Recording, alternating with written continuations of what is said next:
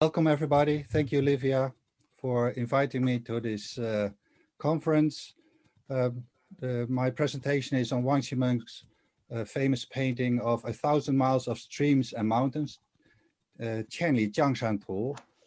I will argue that it depicts a story of Daoist self-cultivation, or 修行的故事，道教修行故事. This painting is extremely long. It's 12 meters. It's 50 centimeters high. It's probably bigger than your computer screen, more like the height of your TV screen. And I think we should, in fact, view it as in a traditional way to understand this story from right to left, as if you're unrolling the scroll from right to left and watch it scene by scene. And in that sense, it's similar to a movie, like watching a movie. And the painter, in order to create this movie, has to think about the structure, about the details, and a certain idea, a plan behind it, how to guide the viewer through the landscape. And in that sense, he will be able to create this story. Well, I say the contents of this story is a story of Daoist self-cultivation. I will first introduce introduce shortly the structure. Song landscape paintings have three levels: the foreground, middle ground, and background.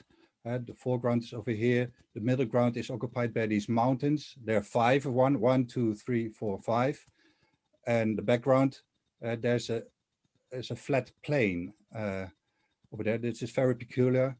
You won't see that very often. Now, these five mountains, they're all separated by water. So you can say they are islands, but I will just call them mountains for convenience sake. They're two diagonal lines over here and over there, which not only give the sense of perspective, but also a sense of a certain triangular shape to the entire composition, which is also symmetrical. Each mount, or this side and this side, the mass of the mountain mass, they occupy almost the same type, same amount of space. But there's a pattern in there. The mountains become higher, more towards to the left, and then become smaller again. Then you're at the foreground again. This triangular shape doesn't meet in the center, however. It meets over here at this place, at the Z line, at the Z line. So I would argue there's a climax in this story. It builds up following these mountains. It's over here. Or why is this the center? Because the foreground meets here at the bottom of the landscape of the hand scroll. Over here, it doesn't meet here a little bit, and then more and more. So it gives the sense that the triangular shape is meeting at this place. This is also the place where the background plane and the foreground plane meet. So it's a very special point in this painting, and there's a reason for it. I call it the gate of heaven. It looks a bit like a gate. There are two sides. They're like two cliffs or mountains, and where you can go through. And when you go through, you meet this background flat plane. If you see it as a compass, this landscape scroll, there's a north side, a south side, the west side, and the east side. The northwestern direction, that's where traditionally in Daoist sacred geography, the gate of heaven is located. There's also earth door, it's Digul, it's a bit later. That's in the southeast. So you have a movement from the southeast to the northwest. It moves from earth to heaven, and then again back to earth. And that's basically the ritual journey which is usually performed by a Daoist priest on an altar. There's the earth door. That's in 3 tiers. The earth door. Second tier, you go through the heaven's gate of heaven, and you reach the summit, or the heavenly court, which is usually called, and then you exit again this altar through the gate of heaven to the Diegel, and then outside. You can see in my book on the heavenly court paintings that this scheme of the altar, this layout, is also applied to the heavenly court paintings, where the august heavenly emperor is symbolizing this gate of heaven. This is the place where the Daoist priest usually would submit his petition. This could be a coincidence, of course, that this part simply looks like a gate. I would say this is not so. There's a contemporaneous painting, Streams and Mountains Without End, from the Cleveland Art Museum. It has a similar structure at a similar place, at about 2/3 of the painting. It also has, in fact, 5 mountains. You can read Susan Bush article. There's 5 different type of mountains, very similar. And there's another painting by Zhao Fei, also similarly titled 10,000 Miles of Streams and Rivers, Jiangshan Wanli Tu, which it also has 5 mountains and a similar gate at approximately 2/3 of the painting, like in a northwestern direction. The pictorial elements are used to guide the viewer through the painting and attract your attention, where to look at, and which make up the story. I have divided them into 4 categories. The path, well, there are 2 main two types of path. One horizontal one, which guides the viewer along the hand scroll, from right to left, following the foot of the mountain or the riverbank. And one other type is vertical, which leads into the mountain.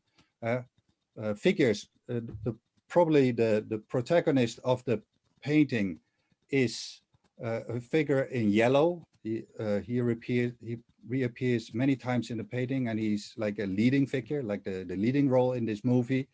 Well, and there's some other elements like buildings, natural elements like the water, rock, tree, fall, and together they make up this story. This is a summary of the story. We will see each scene, how they make up scenes which are encapsulated, embedded in this beautiful, magnificent green and blue landscape. Well, they follow, they guide you through the painting by looking at by following this path. I was now quickly swift to an image of the landscape painting itself. So this is the beginning. I will zoom in and zoom out. I think this is the best way of looking at this painting instead of a PowerPoint slide by slide. You probably lose sense of direction and place where you are. So now we're at the right bottom. This is like the earth door, the mundane world where it all starts. You can see figures like villages. Here we have a figure in yellow. It's probably our lead actor. And you can follow a path leading to the west. So you now basically unscroll the painting, and then you end here. You want to cross this water, and this figure sitting over here is probably wondering what's across over there. So first he's asking himself where to go. He reaches the other side of the water and now starts living in this villa, a mountain villa. It's at the foot of a mountain, always at the right bottom of a photo of the bottom. It's like he's entering the mountains. I call these scenes like he starts to live in the mountains. He wants to be close to nature.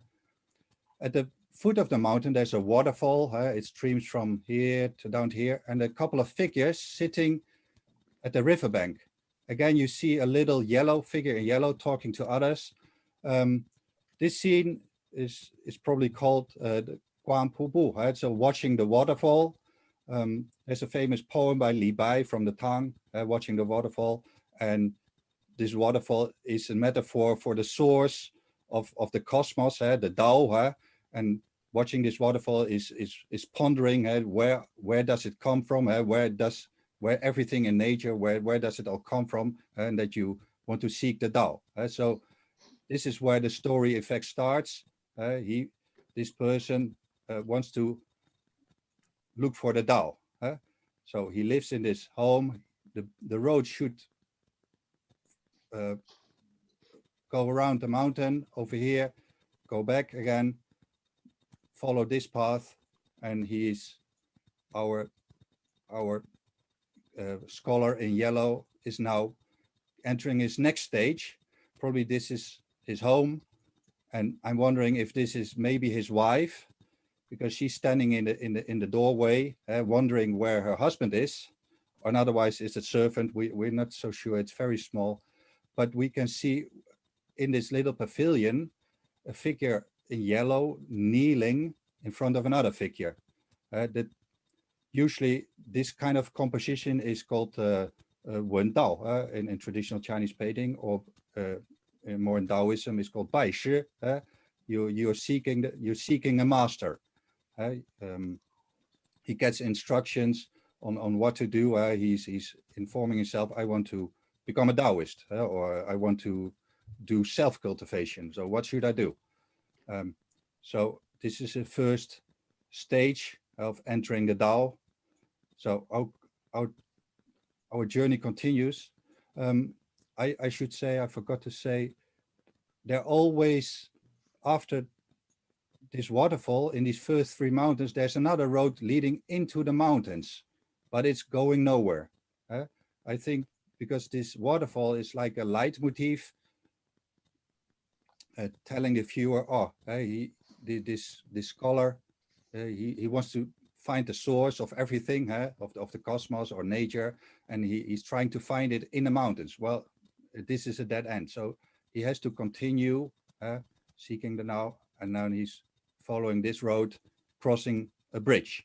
Well, this is a beautiful bridge, announcing a beautiful new beginning in his life, in his search, in his journey for the Tao, reaching a little village, and now we see this is the second island, or the second mountain. Again, there's like a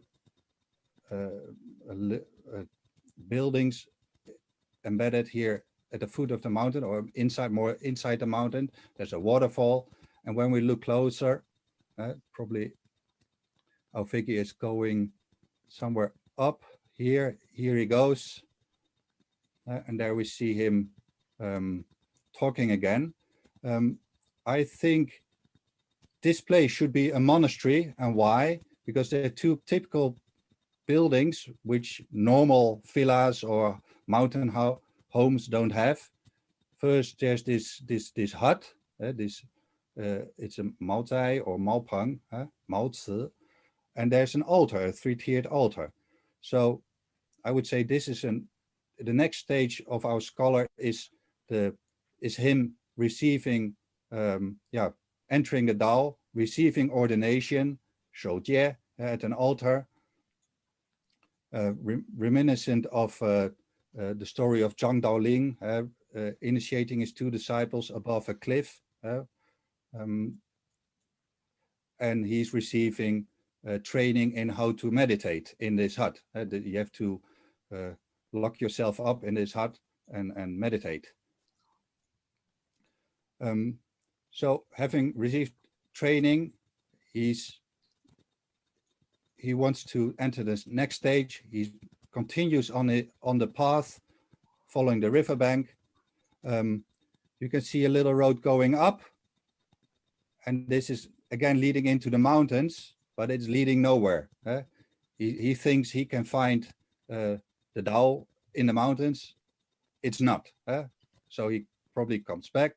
As a viewer, you can also watch there, but then you have to come back again, the path continues in front at the foot of the mountains, and then we reach a gated or a fenced little home with inside this hut, and this is probably what I think a cave, a grotto, and then therefore like a dongtian, and this is where our scholar, again this person in yellow with his servants in front of this hut, is doing self-cultivation, but personally, just on his own. Why at this space, Dongtian, these are the sacred sites in Daoism. The feng shui at these places is specifically good for doing self-cultivation, for xiulian. So that's where he continues his self-cultivation. The road, however, continues. This is not the end. He won't stay there. The road continues. It's a meandering road going very far away, all the way over here, to this village, but then it stops. So probably you have to go back again and realize that if you want to reach the other side, you have to go by boat.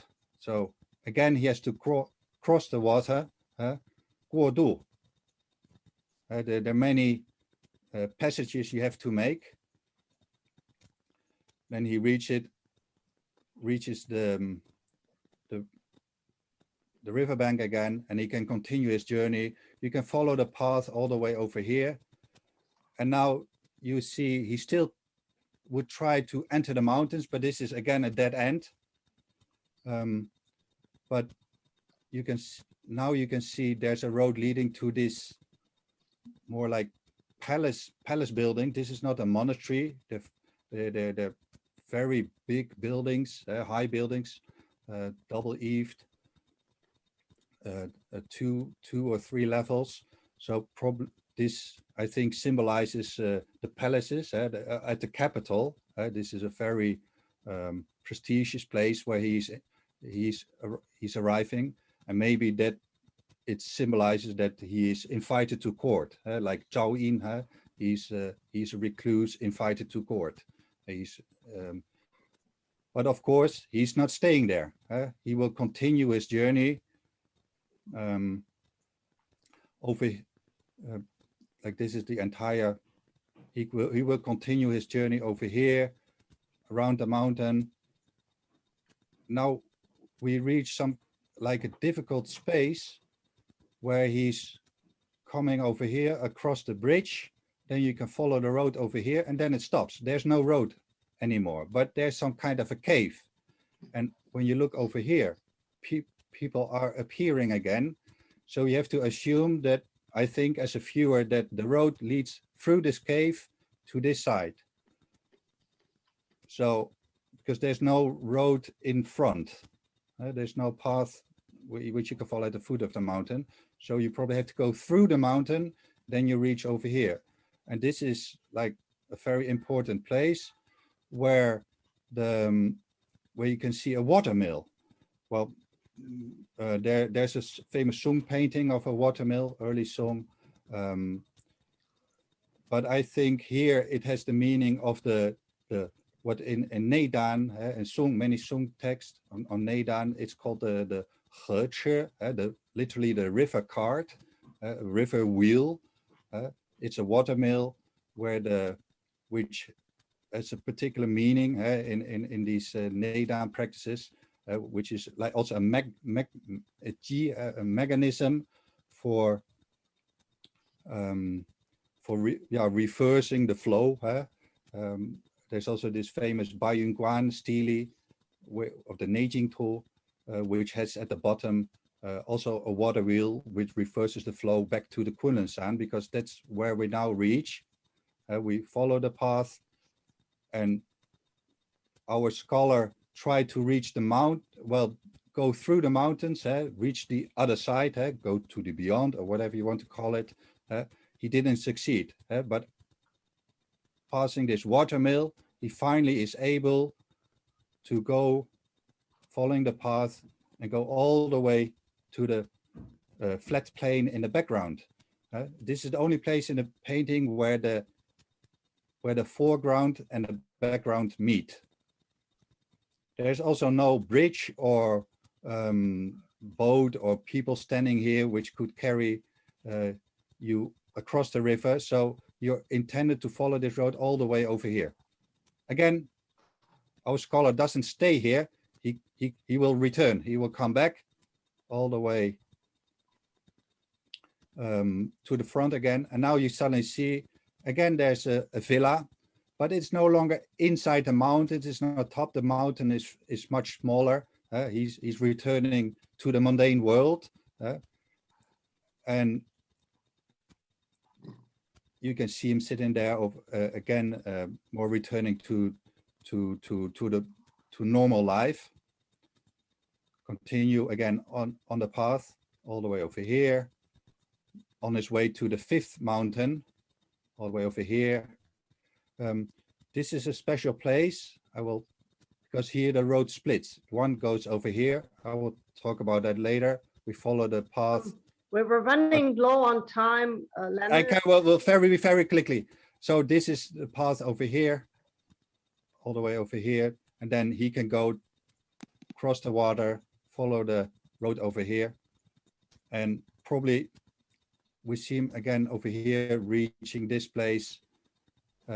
I don't know if this is a chair, but maybe this is a little temple with an altar. I'm not so sure, like an altar table. And then he finally stops over here. But in fact, I just showed the painting, show that the road splits over here. Then you can see the figures. You can follow them all the way over here. They continue again with figures crossing a bridge.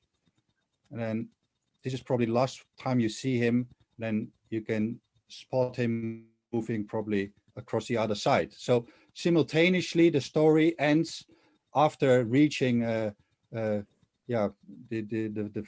flat space. It's simultaneously returning to the mundane world and remaining in the background plane, maybe as a genre. The painting is painted officially as attributed to Wang Ximeng. We know that from the colophon, it should be in front.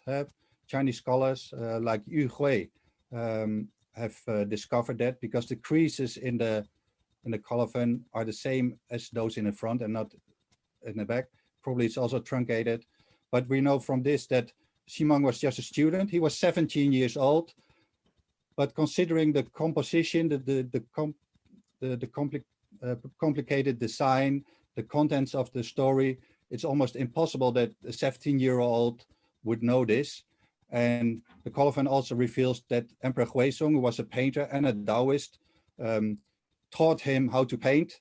So basically, we can say that this design and the story of Daoist self-cultivation should represent Emperor Huizong's ideas. Of course, this gives new questions because in modern academic understanding, there is no Daoist landscape painting. I think I try to show that there is. Also, our ideas of Daoist self-cultivation, modern ones, we divide maybe in Quanzhen and Tianshi Dao and a monastic celibate life and maybe Sholu. It's not very similar to this, so we can have a discussion on these questions. Thank you very much for your time and for watching this presentation. Thank you.